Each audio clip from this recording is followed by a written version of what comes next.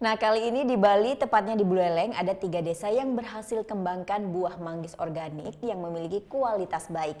Terus bicara manggis ini menjadi salah satu jenis buah yang menjadi primadona hortikultura untuk ngisi pasar ekspor.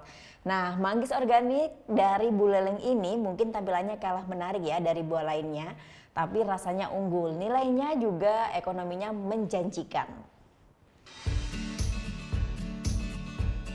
Kecamatan Sawan Buleleng, Bali memiliki keindahan alam yang luar biasa. Mulai dari objek wisata air terjun Sekumpul ataupun pemandangan teras seling sawahnya yang begitu menawan. Di sisi lain, kini desa Sawan pun terkenal sebagai penghasil buah-buahan organik, salah satunya buah manggis. Sejak 10 tahun lalu, para petani dari 3 desa Lamuki, Sekumpul, dan Galungan mulai mengembangkan bisnis manggis organik. Seiring waktu, sekitar 300 petani buah manggis di Kecamatan Sawan kini telah berkembang dan kantongi sertifikat untuk penuhi permintaan ekspor buah manggis.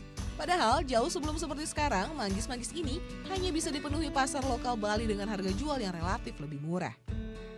Kalau kita hanya di pasar lokal, kita susah untuk mendapatkan harga yang bagus. Dan secara produk kita sudah lumayan banyak. Sudah enggak, pasar lokal itu sudah enggak mencukupi untuk pasaran kita secara produksi. Selain memiliki harga yang cukup menjanjikan, buah manggis organik asal Buleleng ini dinilai lebih tahan lama dan awet.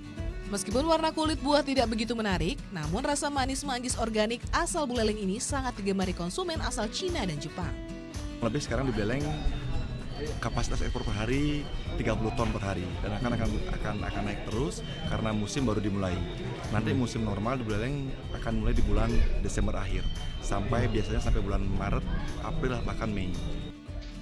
Rencananya pengembangan buah manggis organik di Buleleng pun akan diperluas hingga Kecamatan Busung Biu dan Kecamatan Sukasada.